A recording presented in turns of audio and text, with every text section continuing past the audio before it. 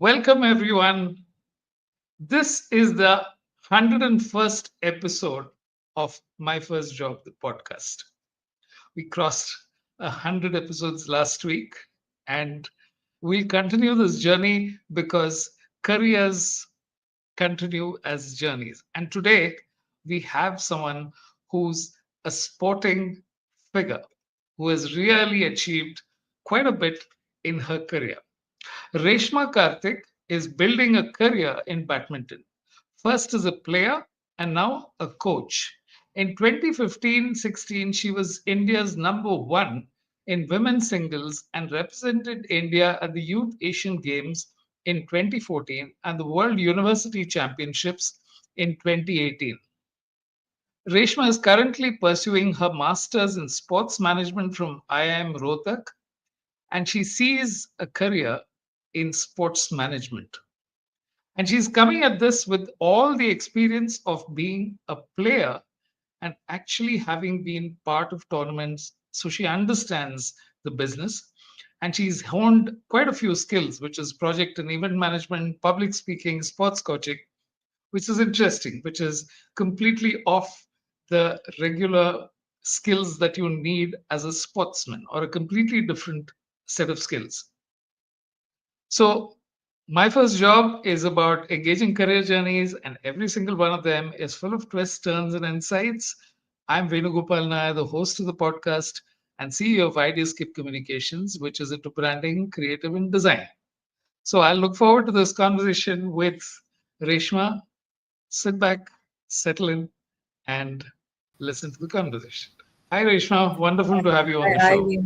Thank you. Looking forward to having a insightful conversation, a fun conversation with you. Great, Reshma. So, did you take to badminton very early as a child, or was it something that you played various sports and then sort of settled in on badminton? Yeah, so no, I mean, I started sport in general at a very early age. So I was Right. into running, multiple sports, like you said, right? It was just not badminton. Yeah.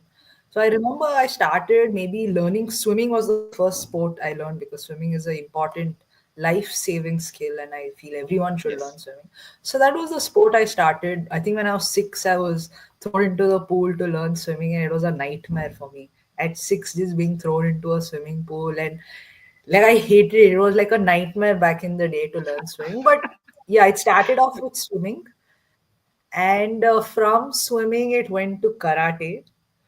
So actually, my journey into sports has always been because of my mother.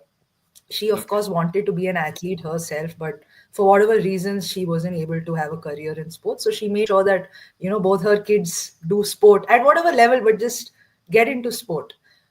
Right. So the journey started with that. It started with swimming. It started with karate. Karate, again, I was one tiny kid, 7, 8 years, and people would, throw punches and kicks at you, and I would be running away because I'm not like a violence kind of a person, right? I don't like violence and fighting and all that. So I realized that sport is again not for me.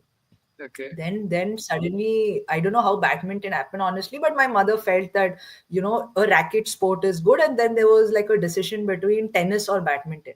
But tennis Okay. being an outdoor sport, I guess she didn't want her daughter to get tanned in the sun, those So, kind of things. all of these things are running through parents' Typical minds.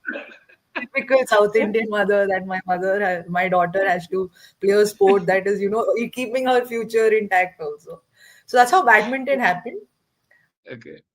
And yeah, while I was playing badminton, swimming was still going on, karate was still going on.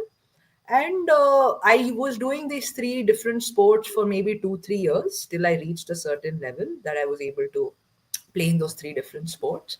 And once I realized, I don't know, badminton, I just found love in badminton. I guess I did it because I was really good at it. Not that, and I was really bad, trust me, in karate and swimming. I was really bad in these sports. So that's how Okay. badminton clicked when I started doing well, and I was like, let's continue playing the sport. So that's how I got into badminton. Yeah. It's wonderful, Reshma, that your parents, early on, and your mother especially, uh, ensured that you got into sports? Because at times we have a whole lot of Indian parents who are very worried about the academics alone, and they ensure Yes. that that part of it, so it's tuitions and it's all the other stuff. So sport is seen almost as a kind of good to have, but not essential. Though from what you tell me, your mother ensured that, and do you ensured that you got into sport and enjoyed it?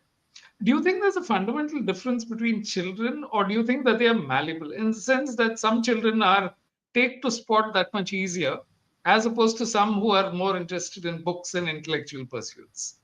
Do you think there's a divide? I think I know I don't think so. I honestly I feel that if my mother would have not pushed me, see at the end you're a kid, right? How much do you know? If your parent is giving you a book, you will read the book. If your parent is same giving you a bat, you will go play outside. So it's Okay, honestly how the parent groom the kid is what I okay, believe. okay. Because I think my mother realized I'm not like a Barbie doll playing girl and all that at home.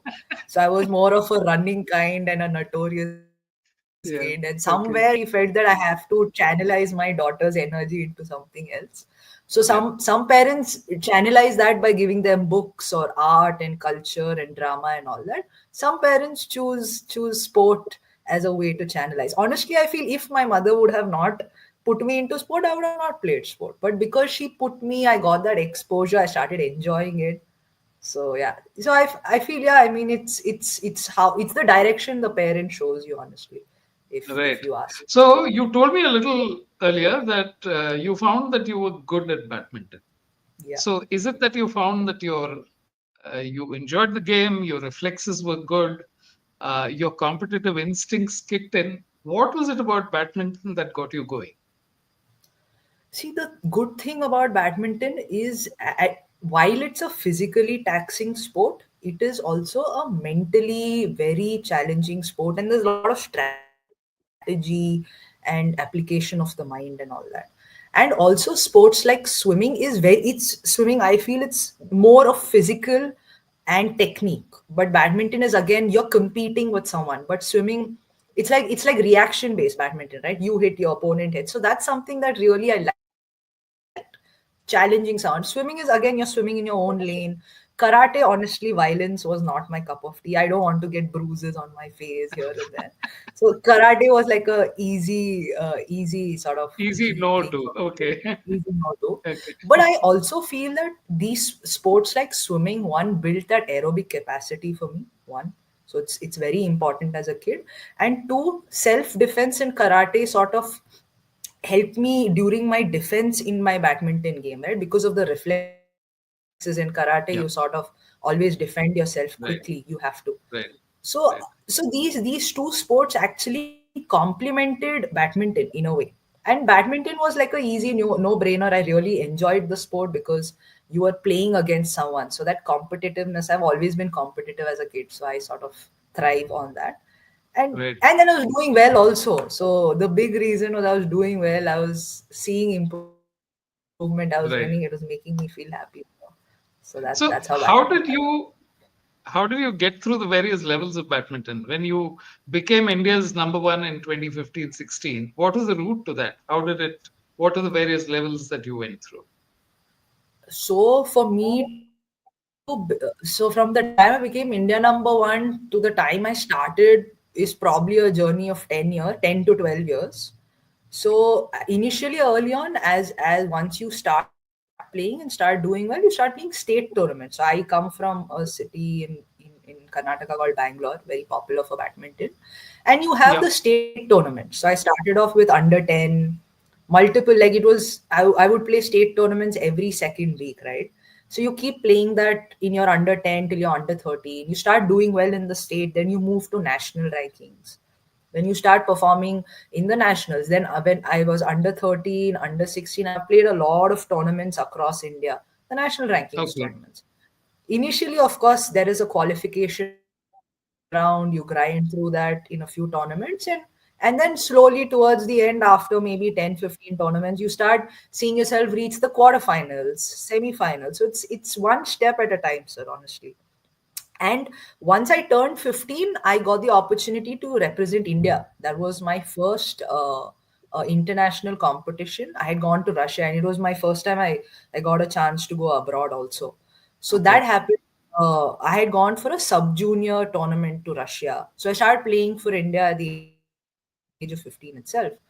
And then started playing international tournaments, then became the junior India number one as well in the under 19 category. And still playing for India, and of course went on to become India number one a few years later from that.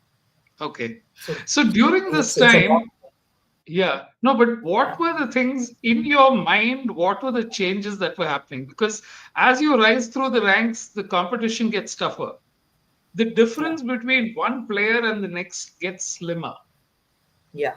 When you're then does it become a game of more mental agility along with physical? Or do you think that there is some aspect which people have got to build? See, after a point, honestly, everyone has the same set of skills. Everyone has the same Right. level of fitness. It's just who's more stronger here and who wants it more badly. It just comes down to that. And also Okay. during this Okay. journey, Venu sir, I had to make some very crucial decisions. So because I can say that I'm the only person in my family who took up professional sport, right? So I was like the first person. And in my family, my parents are very, strict on education. They're like, education comes first. So for me, it was a very difficult decision to make after I finished my 10th, because that's when you decide whether you want to choose commerce or science or arts. So that, and I think I had started playing for India just around that time when I was in my ninth standard, 10th standard, and I was playing for India. Okay. So And you had to figure out what exactly would happen. yeah, would happen. Okay. So Okay. there, my parents really encouraged me, because the ideal, coming from a South Indian family, you want all your kids Right. to, do science and maybe doctor or engineer, the usual stuff. So they didn't have that. They motivated Yeah. me. They encouraged me that you do what you want. You're doing well in badminton, so you go ahead with commerce and you pursue your career in sports. So that again was a very tough decision, because it sort of pans your future, right, in terms of career decisions as well. So they supported me really Yeah. well in that. And then from then onwards, it was full time into badminton, because till before Okay. 10th I was studying. Badminton was not like my life till then. Like, studying was going on, badminton was going on, hand in hand things were working. But once I finished 10th, and then I realized, boss, it's make it or break it. Like badminton, you have to now make a career in badminton.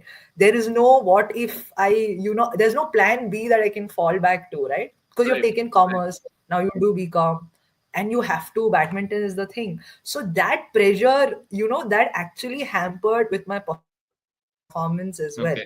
initially, because now badminton is Okay. the only thing you have, right? Once this feeling kicks in, then it's tough. Then it becomes more of a mental game. And I still remember when I made this decision, initially I was not doing it because there was too much pressure on me. Otherwise, I was doing both. I was like, if it's not working out, I always can fall back and start studying. But when I made this decision, it was more of a mental thing. And it took me some time, because I put in a lot of pressure on myself saying, oh, I have to do it now. And one match I would lose, I would take it too seriously. But then I realized, again, it takes a lot of emphasis on mental training, self talk, self belief, that you can do it. Because after a point, your training, skills, everything is the same after one point. But yeah, mental makeup is very, very Very, very important. important. Yeah. Yeah. And this is something I realized during that phase. So yeah. Okay. And uh, what's it like, uh, you know, during a tournament? Let's say you there are several players. You start out in the first round with everyone else on the same level, and as you advance, there is a difference because exactly like you said, there is going to be a competitive instinct that kicks in, and then at every point, you need to raise the bar on what you're doing, or mentally raise the bar. So, how did you get through that phase? Because there obviously you will move through a phase when you were eliminated earlier on, and then Yeah. you sort of figure out how to get to the next step. So, in your mind, did you think that there was a change, and what was that? I know it's very difficult to articulate, Rishma. It's not easy to Yeah, say because. yeah, yeah. No, So I'm just trying to understand if there was an incident, if there was something that yeah. happened, which kind of Yeah. get this So I got this will going. actually talk about my transition from junior to senior in this to answer this question of yours, sir. Because I was again, like I said, India number one in the junior, a popular person, and coming and just having the transition. I was finishing my junior career and getting into the senior. So now in the junior, you're like you're fish in a river, and you're like the big fish, and everyone knows you. But when you go into the senior, you're a small fish in a big ocean. So there are Okay. multiple fishes, there are bigger fishes, bigger, there are sharks, there's big names, right? And in this, Yeah. you also have an ego, a self ego that, oh, I was India number one, I am this, I am that, and then Yeah. you get into the senior category, you're playing qualification round. That also hits you. Like, oh shit, I'll have to now play from the qualification, I'll have to qualify. So a lot of ego issues come in. And then no one gives to, like, you in your head you're thinking, oh, I am this player, but in the senior category no one gives a damn about who you are. Level, Yeah. again, level of play is, it might be the same, but at least name wise there are bigger names than you. Yeah. So so this in this phase, it's very important for one to stay humble. Keep your ego aside, because you lose, and once or twice you lose, your ego will come automatically down. It's not that you'll have to keep telling yourself. Once twice you start losing, no, and then you'll be like, okay, I am nothing here, I have to build my name again. That Right. ego will come automatically down. So again, it's about trusting the process, but that you have trained, you've been doing this for a It'll long time, and eventually having work. Yeah. self belief. And also, I used to, like, how I came out of it, because initially I was not doing well and I got into the senior, is through self talk, visualization. These are some things that really work, and it's really worked for me. That just keep talking to yourself and telling that you can do it, and once you believe from within that you can do it, there's no one stopping you from performing on the court. And I also realized this, that there are bigger names than you, so you need to realize that the big players playing against you also have a lot of pressure on them to perform against you. So you sort of switch that. You don't put pressure on yourself, you think that it's a pressurized situation for Put them pressure to on the perform other one. again. So yeah, Yeah. these are some of the tactics and self-talk you need to keep, sort of, So, this brain otherwise can do too much. so when you decided to go into badminton full time, how many hours a day were you practicing? Easily 6 to 8 hours. So if I can Wow. actually explain a routine, a daily routine. So I would Ah, wake up at 4:30. I would have a session from 5:30 to 7, and I would wake up and then go for the session, and then I would come back, and then again I would have a session from 9:30 to 12:30, then break for lunch, and have a session again in the evening by about 3:30 to 6. So this wow. was sort of my everyday routine. It was very hectic, yeah. Now, when these sessions happen, uh, there is a sense of routine. Yes, I need to do this. There are days when you're performing well, and there are days when you feel things are not working out. But over time, what is the sense that you get of having put that work in? What changes? Yeah, see, after a point, it does get monotonous, and it gets more frustrating when you don't see results. But again, you have to take yourself back to the basics. Like, there is a process for everything. Okay. You just have to follow it's a process driven approach, irrespective of the results. Don't look at the end goal. The end goal, when I say result, don't keep your goals. If it's not working for you, don't keep your goals like winning a tournament, winning this. Keep goals which are much more measurable, and goals that are in your control. Maybe you want to play a certain way, maybe you want to run at a certain time, or you want to look, or your weight should be in a certain way. Results that which are in your control, because it helps you do this thing, because it's a tough, it's a tough job to keep training 6 to 8 hours every day, day in and day out for years together. It's tough. So if you keep, and if things are, and if you're going through a low phase, and if things are not going by way, you have to keep make results which are in your control, which are achievable, so that it just keeps you going. If you keep results that, I need to win this big tournament, I need to win that tournament, and see, at the end, winning and losing is not in your control, right? I mean, Yeah. if you do the process and if you do everything right, you're not guaranteed that you're going to win in sport. Right. So that is Right. the risk. So it's just that, make goals that you can connect with, which are in your control, and follow the process and try and achieve them. That will increase your longevity in sport, is in my belief.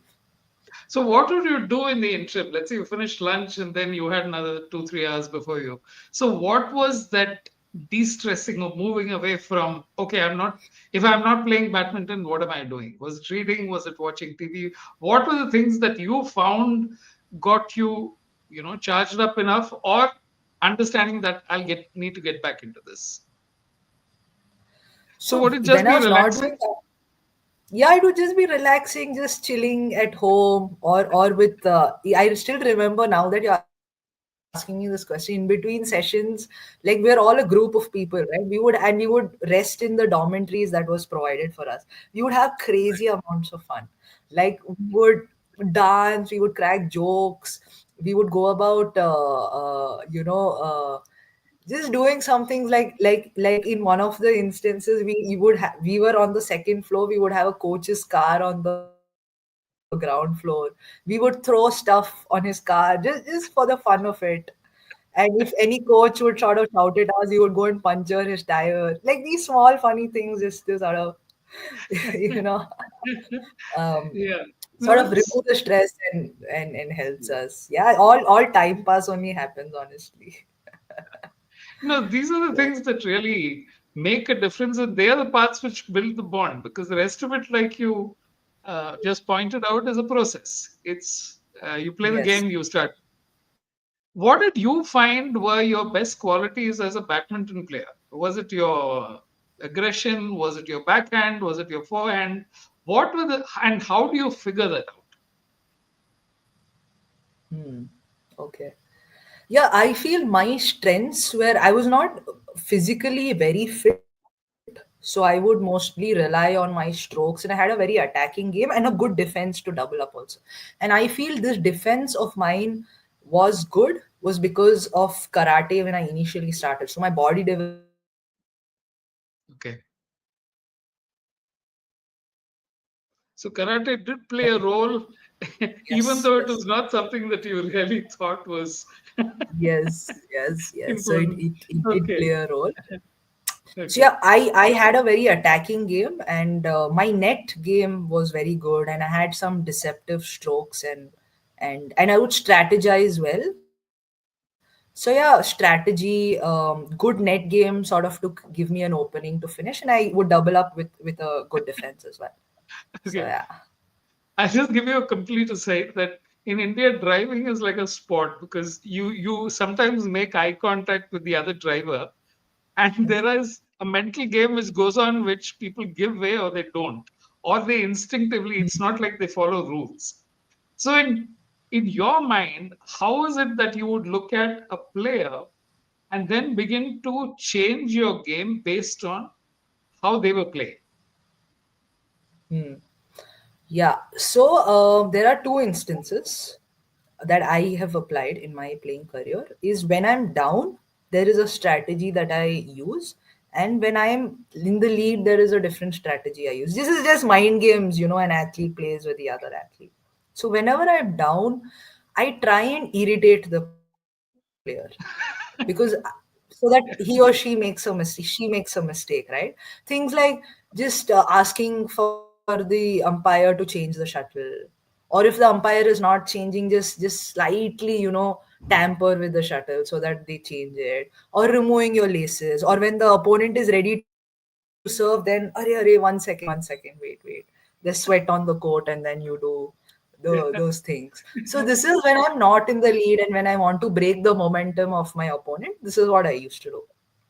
And when I'm in the momentum, and then I will not, because I know that, players can do, I will not. One is, of course, players will try to do this, so one is not getting affected, and making sure that you're in that momentum and you don't break it. Even though the opponent wants to change the shuttle, you say no, no, I don't want to change the shuttle, and you give your reasons. But again, if the umpire feels that you have to change, then you don't have a choice. But yeah, when you're in the lead, you don't need to use much, but Yeah, of tactics. Again, go and scream, intimidate the opponent when you're taking, go and scream. Just look at her and scream. right. These small No, things, yeah, you'll have to do. it's and there are games within games. There are games being played outside as well, which is what people don't realize, or they don't. Yeah, They just see what is going on in the actual thing, and today TV is available to sort of go into every stroke in super slow motion, and then take it from various angles, and then analyze every bit.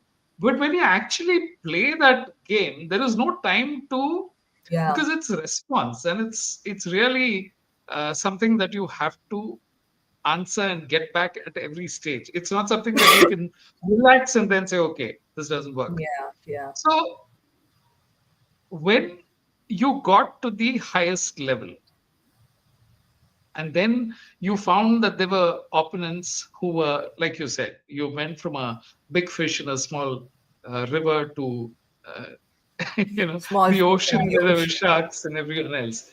So what did you see was different about some of the other teams or players who came from different countries?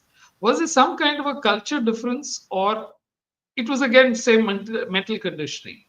Was there something that you noticed which was different about those players? Yeah, so one is that, see, players in Asia, they train differently, especially if, when I say Asia, India, Indonesia, we train a different, in a certain way. But in countries like China, the system is completely different. Like, we ourselves don't know, because no one gets a breakthrough through into what that happens. But I have realized that in my game, when I was under 17, I had gone for a competition in China, and we were three Indian girls in the junior category, and the same. We had three Chinese girls who are now currently there. There's He Bin Zhao, there's Chen Yufei. They have won medals at the Olympics, and the same. The three of us have not been able to reach that level.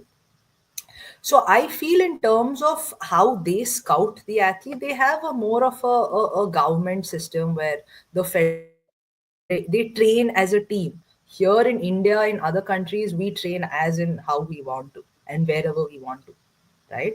But in countries like China, that's why we see they have every cycle, they have three, four players doing well at the Olympics, and they train as a team. They scout the athletes, and then they've given all the funding that is required for them to reach the level.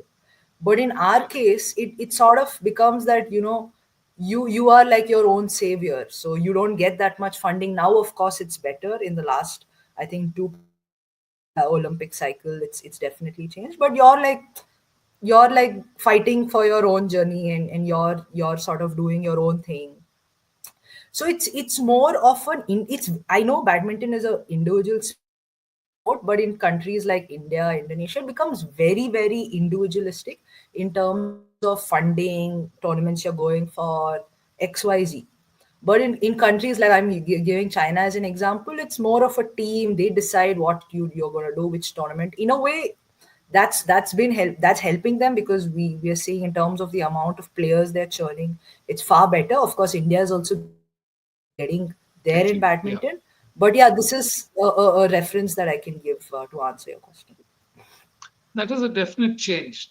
Now, this is a fundamental question, that is, at an age when most people are reaching the prime of their careers outside of sport, which is into general management and the regular stuff, is when athletes have to make that huge decision on how the rest of your life will play out. Yeah, So, when it came to making that decision, what went through your mind? yeah. So it was honestly a very tough decision for me. because I once I got into the senior category, I did become India number one. For some time, I was India number one. But after maybe 2 3 years, I was finding it very difficult to make a spot in the international circuit for me. I did break into the top 100, but honestly, financially also, it's very taxing, right? To play a sport, you need about 15 20 lakhs a year just to play international competitions. So, and also in terms of where I was in my career, in terms of the kind of support system I have, I'm a firm believer that at least now that I'm working for a company that helps Indian athletes, I know the support system plays a huge role in the career of any athlete. Support system doesn't only mean your parents, it means the coach, the physio, an SNC, a nutritionist. It's an entire, it takes a village to make an athlete, right? I'm talking about the village. So in terms of Yeah. that, I felt I didn't have the right backing, and somewhere I was doubting my capabilities as an athlete as well. That can I continue this? Of course, I could have still kept playing for few more years. I could have still kept playing even now. But I am generally very practical in life, and I was just seeing myself from where I was at that point to where I wanted to go. Like, was basically breaking into top 20, top 30 in the world. Was it even possible, and was I able to bridge the gap? And when I got the answer to be no, so then I said, it's time to hang your boots, because there's no point if you don't believe in yourself. There is no point, you will not be able to go through that grind again if you don't believe in yourself. You could do it for the sake of doing, but yeah, I mean, I couldn't see myself doing the whole thing, and that switch, when that switch turned off, I was like, I'm done with this. But again, it was a very tough decision to make, because all my life, all I wanted to do is be world number one, Olympic medalist, this, Right. that. And suddenly I'm Right. at 23 years old, saying, what do I do now? Because I had done a BCom, and BCom also, I was in Jain University, so you I had got through sports quota, so you just have to go and give your exams. You just study to sort of pass or something like that, if I can say. So and it was a tough decision for my parents as well, because they are also so involved, right? My mother still says that no, you made the wrong decision. You should have kept playing, but it's her call. But I know that how much effort it goes through to keep playing. So yeah, but it Yeah. was it was a very depressing time. I still remember my dad would ask me, "What do you want to do?" And I would start crying because I don't know what to do. Right. Because all my Right. life I'd think of just badminton, and suddenly I had no clue. So yeah, I mean, it was a very tough call to make, but I did it because that's what an athlete does, right? You make tough decisions, and you're used to seeing failure. I mean, you lose more than you win. So it's how you Yeah. come back from that setback, from that defeat. So I looked at it like that, like, this is my low phase. I need to now come back stronger and figure out something that I want to do in my life. So yeah, and then that's how my second innings started. Like, I retired Yeah. first at 23, and my second inning started then on. The wonderful aspect of this, Reshma, thank you for being so open, is that Yeah. what you got was not just the fame and the achievement. You also managed to figure out how badminton is like in a whole lot of countries. You have the insider view on how the sport can actually get better, as opposed Yeah. to just looking at it from the outside and then saying, okay, this should happen.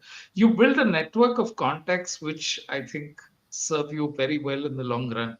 It's a question of Yeah. how you use, just like in any other business, what is Yeah. your network like, and how is that network leveraged to do something that you want to do in future, which is the part I think that people may not pay enough attention to at that point. They just think that, okay, the fame is gone, something else is gone. But you have a, a lot of time to do things which are really impactful.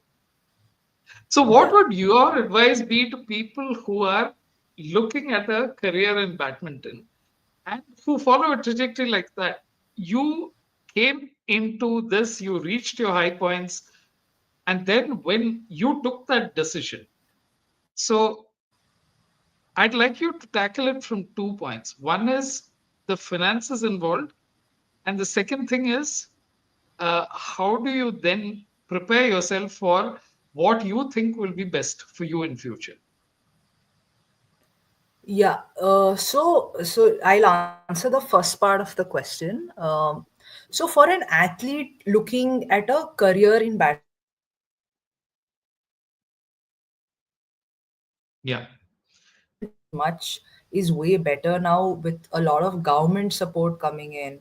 There are so many companies like OGQ, Go Sports, JSW who support athletes who have a lot of potential.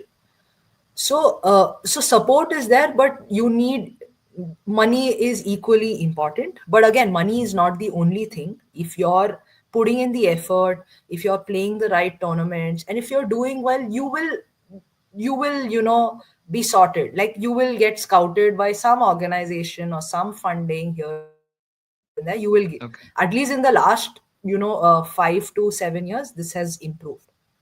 So that is one. And again, there has to be a lot of clarity. If sport is what you want to do, then you have to go all out. There are no shortcuts in sport.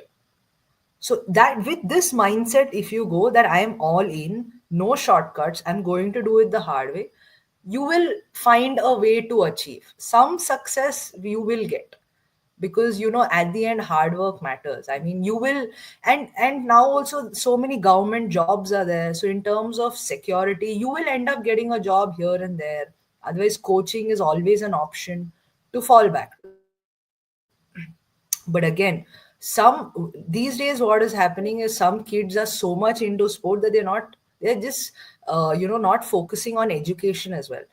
If you ask me, even in now Okay. day and age, it is important to have a balance between both sport and education.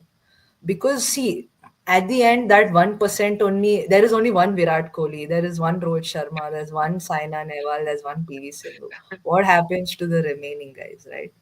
Right. So that's why it's very important to have education. Whatever, some basic education which will help you get a job.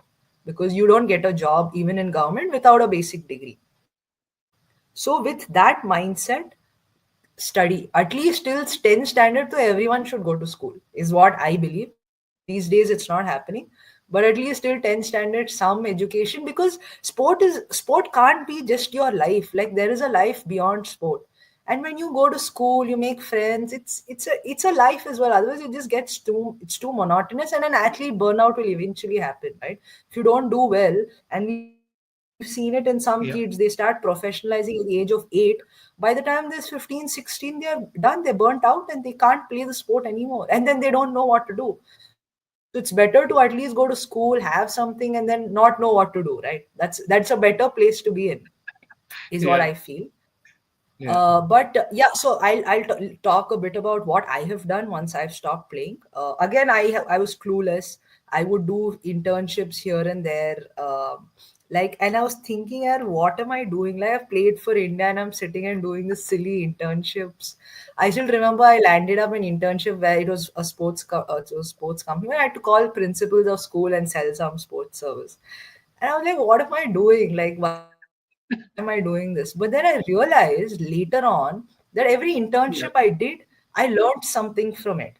See, as an athlete, you Yeah. don't interact much with people, right? It's just you yourself. My telephonic conversations improved so much after that internship. Yeah. So it's always important. One, again, coming back to my previous issue, keeping ego aside, in your second career you have to keep, no, you are something on the field, you are nothing outside the field. That if you learn, no, you will grow.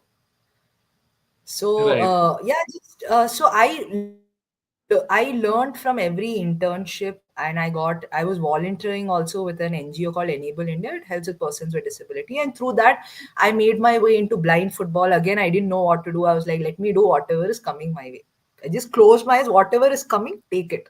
Don't analyze. Don't, just do it for some time at least. So then I started my own blind football club in Bangalore. So through that Okay. blind football club, I was doing it for about a year, and then we went to a tournament in Chennai, where because now blind football, no one in blind football, the goalkeeper is sighted, can see. That's how Okay. the sport works. So we couldn't find a female blind football goalkeeper. So I became the goalkeeper, and I was pretty good also because I have my reflexes from badminton. So there Wow. I got in touch with the current company I work for, and who's my boss. I got in touch with him there, so he sort of recognized me, and that was only because of badminton, because he had seen me train earlier on in some competitions earlier. So in a way, somehow badminton will help you. See, whatever you're done, that investment you've made, it will Payoff. eventually give you some return. It will pay you Yes. off. So that's how I landed my current job, where I work for. So yeah, somewhere, that So connect, tell me badminton something about connect. blind football, Reshma. How does it work? What are the potential and what does it do? How is it that people who are essentially not sighted able to play a contact sport? Yeah. Yeah, so in blind football, the ball has a jingle inside. So when you kick the ball, that sound comes. So that's how the blind athletes are able to gauge where the ball is, and then they run towards the sound. So it's like one door shuts, right? The eyes shut, but their hearing senses are very strong. Touch, hearing, it's very strong. So even a small Okay. sound they can hear. So they go towards the ball with the sound of the ball. Because once you kick it, the ball makes a sound. And in blind football, the boundary of the stadium is covered by boards, and these boards also make sound when you hit it. Like so, and these are very soft boards. So even if you like ram into it, you won't get hurt. That is one. And then there is a goal guide and a coach. They'll constantly keep shouting, which is allowed in the sport because they go by hearing, and they sort of guide them through the game. And the goalkeeper is sighted. It's always sighted. It's a fully visual Yeah. person who's the goalkeeper. And yeah, again, it's basically through sound. The goal guide then shouts right or left, or he hits the goalpost with the stick so that the athlete hears it and makes a shot. So Okay. that's about blind football. So That's how what is this. it like dealing with players who are unsighted? You've obviously made a lot of friendships over there as well. So yeah, so I the current work I do is also in para sports. So Okay. so I work with a lot of athletes with disabilities, of multiple disabilities, right? So one thing for me I have learned, and I've also done volunteering in the past with people with disability, that the way they look at life, right? Like it's like one door closes, the other door opens. You can see it with them, and they are like I have stayed with a person, with a girl. Actually, three of us were staying in a room, and the other two were totally blind. And to just see them maneuver in the room, right? They know. So one time you just walk them through the room, they remember everything. So they know, they feel, oh, the table is here. Then they know the lamp is here, the washroom is there. They know where the gate is, the door is. Just once you give them like a walk, a sort of a walk through to the room, they know everything. They know three steps, may their bag is there, 5 steps to the washroom. It will just blow your mind off. And one more thing for me to work in para sports, it gives you a lot of motivation. Like just to see athletes with disability to do something, to play sport in itself is very motivating. And we generally able people crib on small things in life, right? And then just to see them, and the way they look at life, and the way they accept the challenges, and then they try to make the most of life is something that I'm very motivated and inspired, and that's what keeps me going to stay in para sports and to sort of work towards doing well in para sports. So yeah. And the good thing is that parasports is suddenly, or over the last few years, they've been coming into their own. There is more Yes. money in the sport Yes. because people are also seeing that there is a audience which is also coming around for this, because it might start with the community itself, but then it Yeah. slowly becomes interesting for completely different reasons. And then, because Yes. it's the same game, but you're saying that I can see it, but the people who are playing the game Yeah. can't see it yet. Can't see it. They can Yes. experience everything: the Yes. physicality, the thrill of victory, the loss. everything. It's like a completely different ground. So it's wonderful what you're doing. So Yeah. this IIM that you're doing in sports management, what are you learning out there? How are you, or have you already finished that, or that's I have finished it. So I have finished it 2 years back itself. And okay? yeah, it was a basic sports management course. I mean, like, involving a lot of management. And yeah, it was a 2 year. So I actually, the plan was, when I stopped playing, was to go abroad and study. I just wanted to go out. I didn't know. I just wanted to go out, just like every other person wanted to go out. Okay. But luckily, the COVID hit, and I'm glad I didn't go abroad.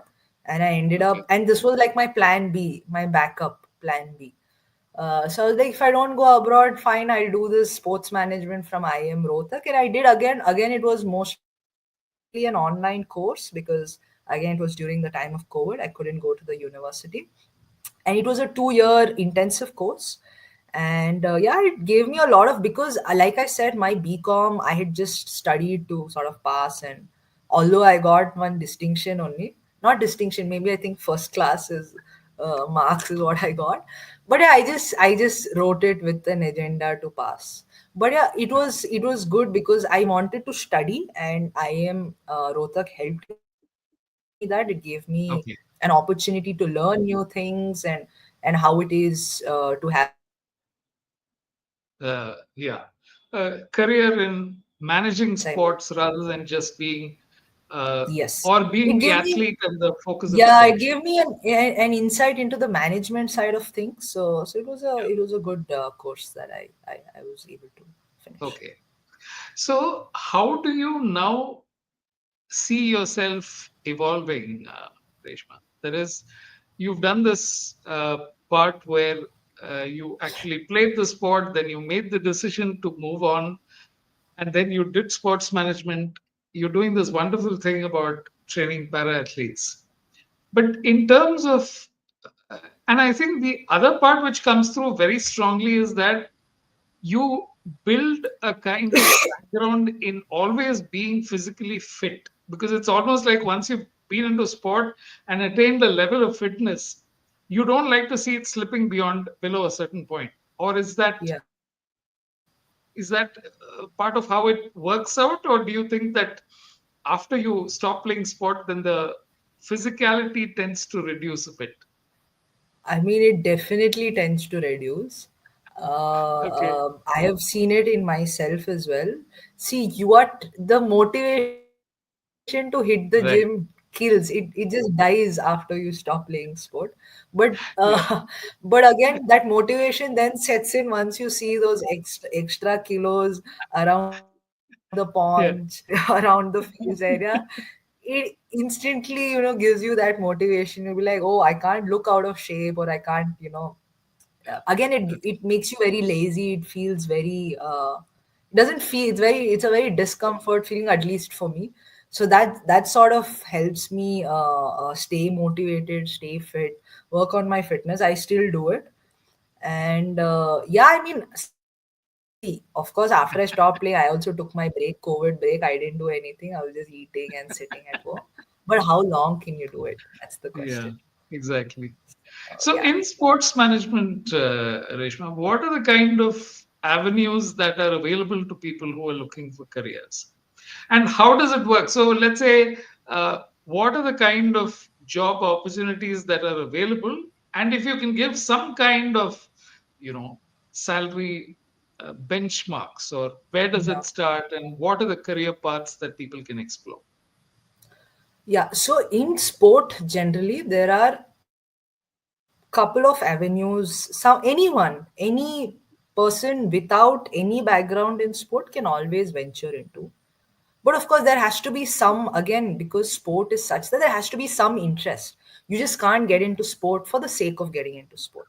So there are roles like, you can be a sports nutritionist, you can be a sports manager, you can be a sports physio, you can be a sports psychologist, you can be a coach if you have some form of background in playing that sport, right, with the right certifications. And now with people, being so conscious about health, fitness, sport is the easiest way to get fit, because you're playing the sport as well, you're having fun, and it's like a win-win in both ways, right? You just don't need to grind yourself in the gym, but here you're having fun, you're making friends, and you're playing sport. So it's like a cherry on top of the cake, is what I feel. Yeah, so there are different avenues. There is a nutritionist if you're interested into food and aspects of, what to eat, how to eat, and sports performance. Then nutrition is something you should go towards. If you ask me a salary, I mean, maybe something for a fresher would be around 20 to 30,000 a month, if that is the range. Okay. And for everyone, I mean, 25 to 35 is sort of a basic entry level salary for across, maybe in a physio it would be higher, but for a nutritionist, a psychologist, or SNC and a manager, that would be an entry level if you're fresher and completely new to sport. That is what you can expect. And if you're interested in the physiology aspect, then of course sports physio is something you'll have to plan, because it's into a medical profession, right? So Right. you'll have to plan separately for that. SNC is very hot in the market. A lot of people are getting into SNCs. A lot of certifications are there. There's CSCS, there's ASCA. There are a couple of certifications people can do and become a certified SNC expert and start training athletes. Of course, you can become a Sorry, what is sports an SNC expert? My, I'm strength completely and out of. conditioning. Okay. Strength and conditioning. So Okay. a gym Okay. gym trainer, basically they work Okay. on the athletes physical fitness and strength. Okay. Okay. And then of course there's a sports manager. You can now that athletes are becoming so big, there's talent management, there's commercial branding, then there's scouting, then there's just managing the athletes. So there are like different multiple avenues. So if you're interested, it's not one, it's many out there in sport. And there's psychology also, which is becoming very very popular these days, because this one is that there's so much distraction for the athlete, there's so much pressure on the athlete, and sports psychology is sort of the only solution to handle pressure and when it comes to the mind. So yeah. Yeah.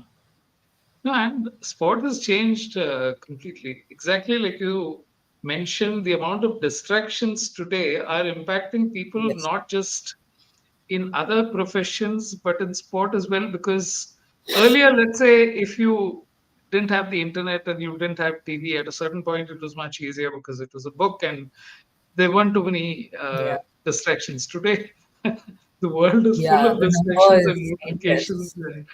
endless. So So if you've been away from your phone for 3 hours, there's a whole lot of things that you've not caught up on. So how do true. you keep away from distractions? What is your way of doing it? Or do you set yourself some kind of a limit and then say that this is what I'll do? And how do you then balance these two things out? Yeah, so for me, the distractions were different.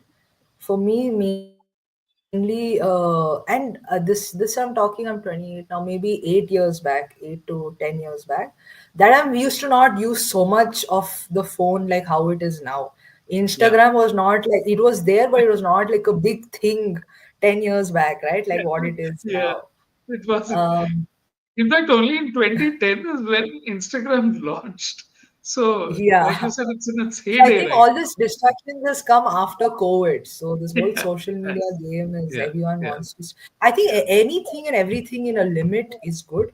It's very difficult. They say alcohol in a limit is good, but I should not be using alcohol in this Yeah. conversation. But generally, I'm just saying anything in Right. a limit is good, as long as you know your boundary, and as long as you set your own, you make your own rules, and you make sure that you're not crossing them. Because if you completely keep them away, then it's like it'll keep lingering in your head that, oh shit, I didn't do this, I didn't do that, I didn't do this. Yeah. So even if you're on a diet, right, which was a huge challenge for me, because I had weight issues, I had to be in a certain weight, so it was very difficult for me to avoid having like, Like biryani is something I really love, and I would tell myself that only once a week you can have a cheat meal. So it's very important, to set those boundaries for yourself. Like you make the rules and you make sure that you work within them. So if you're working within them, then whatever you're going to do, it's going to help you. But again, it's very important to know what your goals are and to set boundaries around that and to follow it. And sir, I mean, Okay, if you love what you're doing, you will do it. So it comes down to that. it becomes here. So when young Yeah. kids come to you and they're starry-eyed or they look at what kind of questions do they ask you and what is your response? These days, I mean, yeah, they ask me random. I get on Instagram messages, ma'am, how do I play for India? So the person is like just doing nothing and just playing time pass badminton, and they say, how do I play for India? A lot of people Yeah, come ask me on these things on how to keep yourself fit. One, two is mental makeup, like how do you handle pressure. It's more of badminton players come and ask me on this only, how do you handle pressure, how do you at this point what do I do. It's more of a tactical and a technical, like at 20 all, how do I do, what do I do. Sometimes it's tactics, or sometimes it's the matter of the mind. So yeah, these kind of questions I right. do get asked. Are the ones which come Yeah. in. Okay. So, Reshma, as we wrap up, I'd like you to sort of tell me what is it that you're looking to build out in future in sports management. Do you see a specific, are you happy with the coach's role? Do you see something specific that you want to do? Or is it something where you act on the spur of the moment and whatever opportunities come your way? Like, how are you seeing life in the future? Yeah. So currently, I am working. So the company I work for, OGQ, we are working towards the LA cycle already. We just got completed with the Paris cycle, and we're working towards doing well at the LA cycle in Paralympics and at the Olympics, getting more and more because I work very closely in para sports. So my goal is to get more and more athletes to start playing para sports and to qualify for India at the Paralympics. Because I have noticed in para, people come from very economically weak background, and sport changes their life. Like in I've seen in so many athletes, they are like a burden on their family, and then one medal they become a bread. That same burden is now a breadwinner for the family. The whole family is dependent on that athlete. Okay. So yeah, I mean, that's how I look at myself. Maybe in the Okay. 4 years or the next few years to come, my goal generally is that I want India to win 100 medals at a given Paralympic Games. This time in Paris we won 29, so Wow. we are Wow. 60. How many? About 71 medals away. So I'm hoping that at least in not in the next cycle, but maybe in the next 3 cycles, we're able to achieve that. Because Okay. we're not just winning medals, but we're changing lives of persons with disability, and that gives me a lot of inspiration and motivation in life as well. Wonderful, Reshma. That is so heartening to hear. And Thank you. it's wonderful that you found another career which makes that much of an impact. And to people who would never, you would never in a previous kind of generation or 3 or 4 generations ago thought of as athletes. And they are finding uh, fame, fortune, at least their lives are being changed. More power to you. And thank you so much for coming on the show and being so open and candid about the aspects of following a career in sport. Thank you. Thank you so much, sir. It was lovely chatting with you. Thank you. Okay. So that was Reshma Karthik, who spoke to us about the wonderful aspects of a life in sport. Next time, we'll be back with another guest, another career. Until then, keep watching.